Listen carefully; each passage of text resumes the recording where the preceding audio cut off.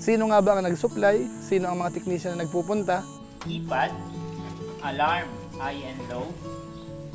In-explain na doon sa magbabantay. So, yan, makita natin.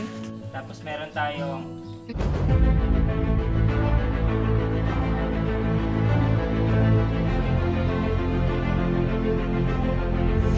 ayun, shoutout guys. Muli po, welcome sa aking YouTube channel. Ito pong muli si Kuya Julay, ang inyong katugang, ang inyong kalingap na muling bumabati po sa inyo ng magandang araw, magandang gabi. Saang sulok man po tayo ng mundo naroon. At sa araw na ito, meron tayong panibagong vlog. Ito po yung magiging part 5 ng ating pinapagawang gas station. Na kung saan ho ngayong araw, ay ito po yung testing commissioning natin. Actually po, nag-start na po yung technician, dumating kaninang umaga. So ngayon ho, alos na set up na. So ipapamiliarize na po nung ating magbabantay. So kukunan po natin ng short clips para may guide po tayo. At may record natin para mapanood po nung ilang mga kababayan natin na interested sa mga ganitong business. Sino nga ba ang nag-supply? Sino ang mga technician na nagpupunta? At paano sila makukontak? Siguro po itatry natin isama po sa vlog po natin. Pero sa ngayon ho, puntahan na po natin para makita mismo natin kung anong mga dapat gawin po dito. Paano i-operate, paano i-maintain, anong mga gawin natin. So tara na po. So yan yung loob, ano? Yan yung fireball niya, yung pinaka-metro, saka yung pump. Yung process yung testing commissioning natin. Yung gates, akin na natin. So yung ano, ito yan, no? Ito ang gumagana ngayon. Yung unleaded yan, ano? Unleaded. So sila yung technician natin, galing pa sila ng Maynila. Aztec, ano? Aztec. Yan, magkasama sila. Dalawa silang pinadala dito sa area natin. Isa-isang iti-testing yan. So at least makita natin dito. May reading na makita dyan. Yung gumagana.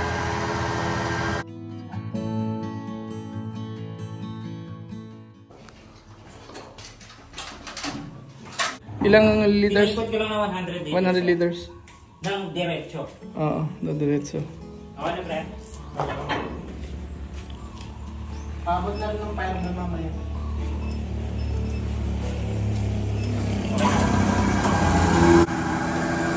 Ito yung sa pangalawang compartment natin, diesel.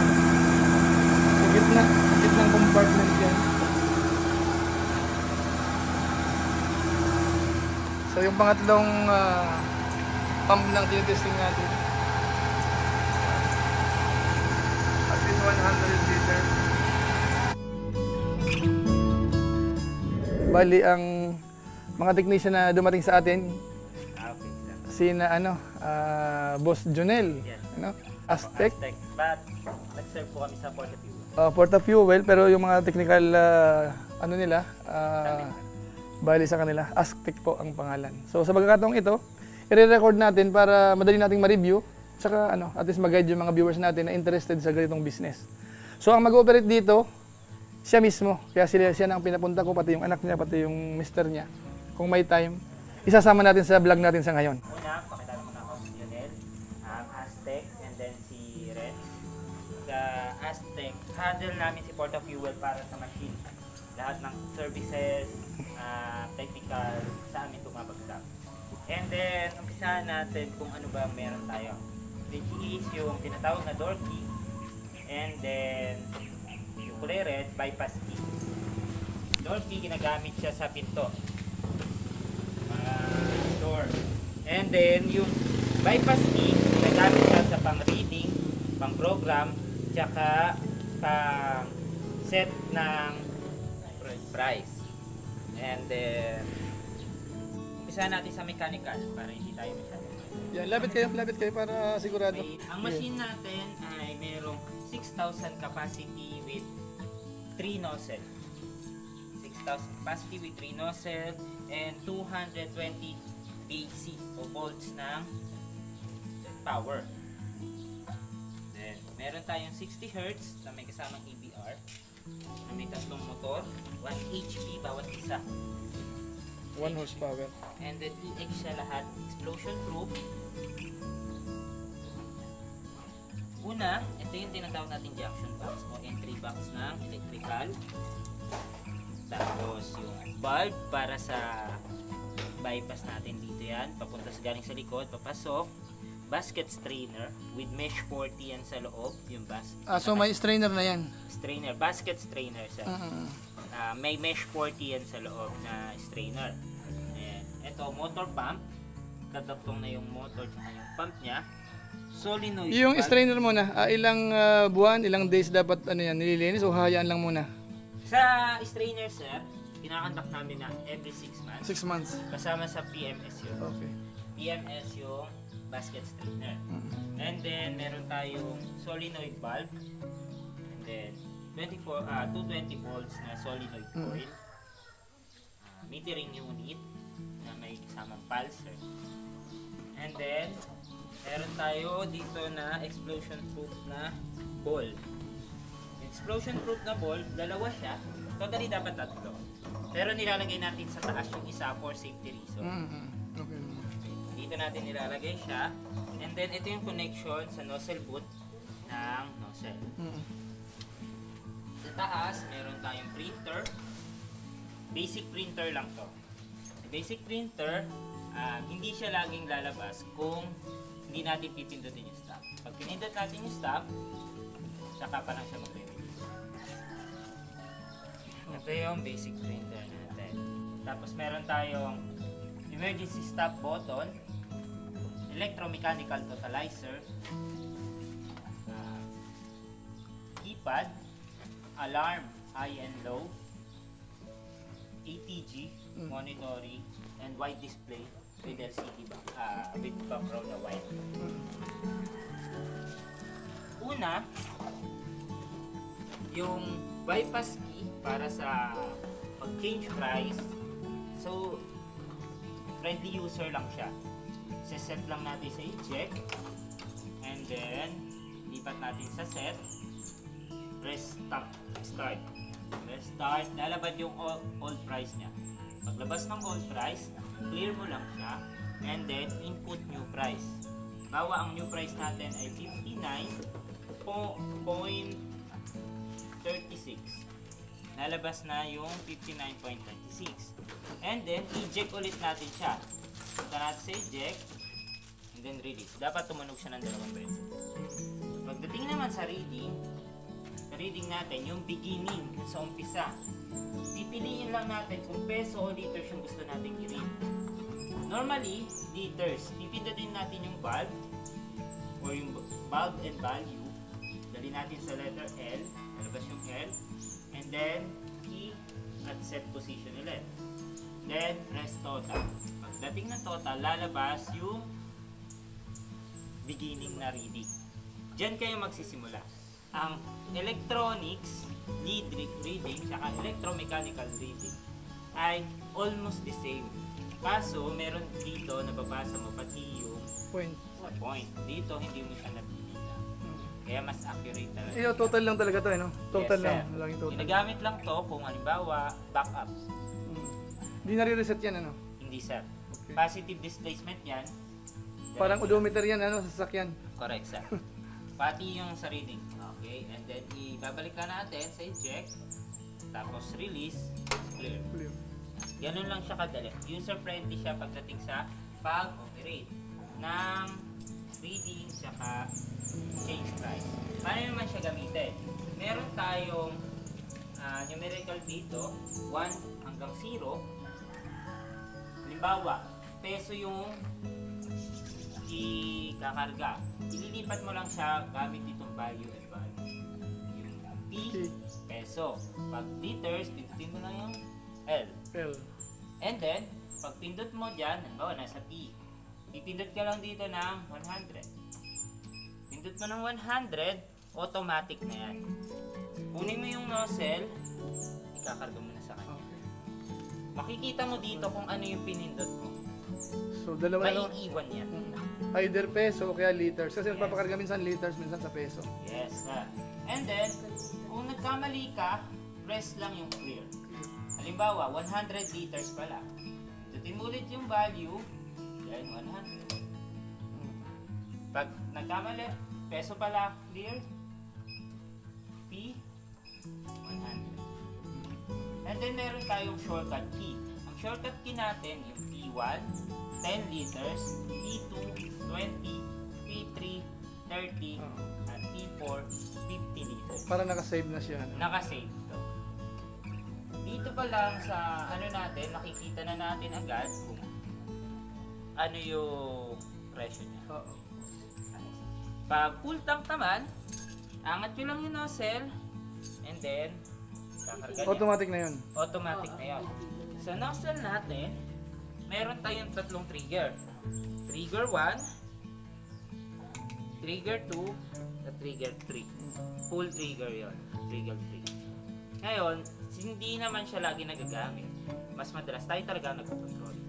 Pero na-set mo yan, nag-automatic naman yan, no? Pag Yes. ma-sense na yung ano rito, Pag na-sense niya, itong pinaka-butas niya dito, automatic. mabla-block niya yung hangin, mag-shut off off. yung pinaka-nozzle content. Automatic siya yung nozzle natin. And then, lastly, safety features na safety ng machine natin.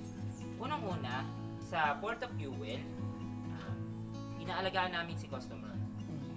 Nire-require namin sila na magpa-PMS every 6 months. Para yon sa matest natin yung machine nila, makita natin. Minsan kasi hindi napapabayaan na eh. Every 6 months, nag-PMS. Pina-priority namin yun. Nilalagyan namin ng date kung kailan or tinatawagan namin para maalala ni client. Although dahil hindi siya sasagutin ni Porta, para sa sakyan, sasagutin niya siya. But still, para sa inyo. Yun yung nagiging reason kung Maintenance. Maintenance. Yun ang pinakamahalaga doon sa machine natin.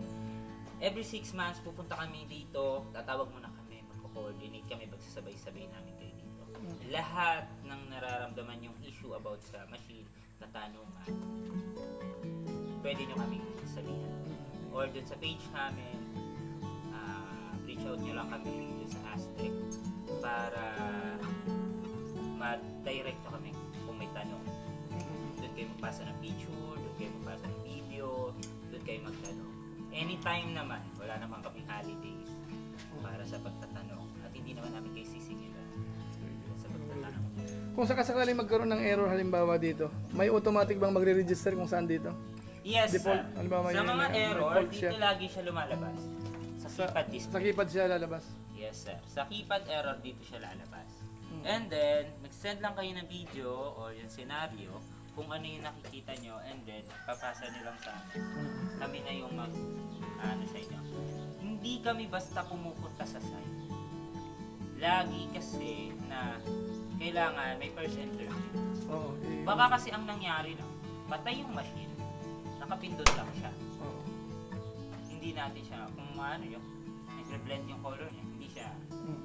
Ngayon, yung para hindi patawag ng patawag or hindi kayo magkaroon ng gastos na naman pamasahe, other pamasahe. Kailan ginagamit yung emergency stop? Anong scenario siya? Ang emergency stop button ay ginagamit lang tuwing emergency. Anong klaseng mga emergency ang usually na paggagamitan yan? Bawa, tapos na, naibalik niya na dito, ayaw, pinindot niya na yung stop, ayaw pa rin mag-stop ng motor. Pwede niya siya pindutin. Okay. Pag nahatak yung nozzle, dire-diretso, pwede Emergency siya patay. stop. Okay. Lahat ng emergency, may tumatagas na nakita kayo, pindutin nyo lang. Okay. Doon sa normal na pagkakarga, halimbawa, di ba, puno na, nag-shut off na ito, binalik na. Kailangan pang pindutin yung stop dito? Hindi na sir. Automatic na siya. Automatic na. Doon na siya mag-i-stop sa nozzle. Sa nozzle na. Oo. Sa nozzle boot na siya mag-i-stop. Ginagamit lang to para halimbawa ganyan, nag-maintenance, or sa printing. May printing tayo. Pag natapos na kayo, halimbawa 411 yan, lalabas yan dito. Etong printer natin, lalabas lang yan pag pinindot mo yung stop after ng kargahan. Yung last reading, yun ang So kung hindi ka nagpindot ng stop, Hindi siya wala lang yon. wala lang. Tapos ang babasahin niya, yung pinakahuling nag-stop, yun ang babasahin ng... Babasahin niya. Tandaan natin na ang laser tong natin, printer, hindi na siya nilalagyan ng carbon. Okay. Ano ang nagkakaproblema? Thermal paper. Thermal paper na kailangan. Ang nagkakaproblema, ang papel. Paano palitan siya? Ito. Pipindutin nyo lang to, sir. Pindot. Oh, labas. Lalabas. Okay. Kunin nyo siya. May pink na lalabas dyan. May kulay. Either pink or green ang lalabas dyan. Kapag, Bago. pagpaubos na siya. Magpaubos na siya. Ngayon, lalabas nyo lang to. Tapos pindot nyo lang. Ayan. Yan. Etong tuldok na yan, ilaw din yan. Pindutin nyo lang pag lilis siya ng motor. Pipindutin mo yung parang ilaw na yun sa gilid. Para makita niya sir kung ano. Okay na ba? Okay, yung specification ng thermal paper na yun, standard ba yan? O may Standard to sir. Dadalhin nyo lang yung pinaka sample niya? sample niya. Yun na yung size niya. Ibigay nyo lang yung size niya. Yung Sige, ano sige. na. And then, yun, balik tayo sa emergency. Tandaan, ang machine natin na explosion. Huwag lang tayong kakabahan kapag nakakita tayo ng apoy. Normal na matakot. Pero, sa laging sinasabi, maging kalmado tayo pagdating sa machine. Kaya natin dandahan na yung pagiging kalmado yung magsisave sa atin. Meron kaming instance na nangyayari. Nagpakarga siya bote. Nagkaroon siya ng apoy. Ngayon, ang ginawa, sinipa. Ang mangyayari, nakalat lang yung apoy. Dahil nataranta siya. Yan. Kaya may libreng fire extinguisher para magamit. Kung kinakailangan. Sana hindi siya magamit. Sana ma-expire na lang siya. Hindi siya okay lang siya, ma-expire na ma-expire, gamitin ang gamitin. Kaya paalala din namin na ang fire extinguisher, once lang siya ginagamit. Actually, baka dagdagan ko yan eh. At least dalawa na siguro. At least dalawa. And then, na-expire siya. Yan, ang fire extinguisher ay na-expire. Kaya lagi natin. Maliban dun sa isang klase, yung... Tuling mini. Oo. And then... Dry yata yung dry. Dry kayo na yan. Dry. Ang paggamit ng machine natin, gentle lang siya. May mechanical tayo. Dito. Yung keypad natin, metal. Ang machine natin ay pang-expose talaga. Pang-expose talaga siya. Pero, huwag naman natin papaliguan. Okay lang siya naaanggihan. Okay na. Merong mga machine na nakikita natin. Nakabalot. Nakabalot. Ano ba ang magkokos nun? Yung moisture. Dudurugin niya talaga yung machine. May magmo-moisture siya, dudurugin niya. Tandaan lang natin lagi na yung emergency stop, hindi siya dyan pinapatay. Kung hindi mo siya ginagamit dahil may problema siya, pindutin mo na lang siya. Pero, kung hindi naman, huwag mo na gamitin. Baka kasi pagdating emergency, doon pa siya magkaroon ng Problema. Tama. Then, complete naman, si porta fuel naman ay madali pagdating sa spare parts. Madali siyang kausap. Nagsisimula ang commissioning niya, ay nagsisimula ang warranty sa commissioning. Which means, kahit ma-stock sa inyo to ng isang taon at hindi kami nagpo-commissioning. Hindi mag-start yung tandaan, ang machine natin ay pang gasolina. Pag hindi na siya pasok sa specs ng gasolina at ginamit natin siya at nasira, pwede kayong mag-void naman. Sa warranty, may 6 months tayo pagdating sa spare parts. Merong spare parts lagi na standby sa office and then ini-schedule naman yung pagpunta ng technician. Meron kayong free 1-year services galing sa amin. And lifetime naman yung pagdating dun sa communication. Kung may mga tanong-tanong kayo, walang problema. Sa electronics, hindi na namin siya pinapaliwanag. Para hindi galaw-galawin. But still, malaking bagay siya. Para may monitoring kayo. Kung mapapansin nyo, nagbabago-bago din yan. Pag gumagalaw, o nagkakarga. Hindi naman sirain yan kasi may mga digital yan eh. Hindi naman sirain. Hindi siya magiging sirain. Lalo na sa amin, si client, pinapabili talaga namin siya EBR. Automatic voltage regulator na eksakto para doon sa machine nila. 1 step up para sa machine nila. Para hindi siya maging sirain. Yan yung EBR natin, ano? Yes, sir. So para ang yung fluctuation ma-absorb nito. Mas safe sa equipment yan. Priority namin na ang machine ay hindi na umaabot ng malaking sira. Kasi negosyo, every time na magkakaroon kayo ng problema, humihinto yung negosyo. Care namin yun. And then, yun lang, pag may nakalimutan kayo, pwede kayong tumawag anytime. Iwan kami ng number, pwede nyo kami puntahan sa beach. Text nyo lang yung Aztec. Ganun po. Sige. And yun lang. Ayos. So ayan po, tapos na yung training. In-explain na doon sa magbabantay. So ayan, makita natin may ano na yun, may price na. Makita natin yung data, naka-on na yung power niyan. So bali siguro ang official na ilo-launch natin baka sa Sunday. Dahil yung occupancy permit baka sakaling mailabas na ngayong linggo. So siguro i-start na natin yan para full time na yung magbabantay. Dahil bukas, ikakabit mo na yung roll-up door dito. Magkabilaan at saka yung pinto ng CR. Ayan po ang gagawin. So tapos dito naman sa labas, may pahabol tayong konti. Ayan. Para sementohin yung konti dyan sa may bungad para sobrang luwag tayo. So last na yan. Last na muna yan. Pag nasemento na yan, di okay na. So bali ang magbabantay, mag-asawa, ito sila. Yan. Yan ang magbabantay dito.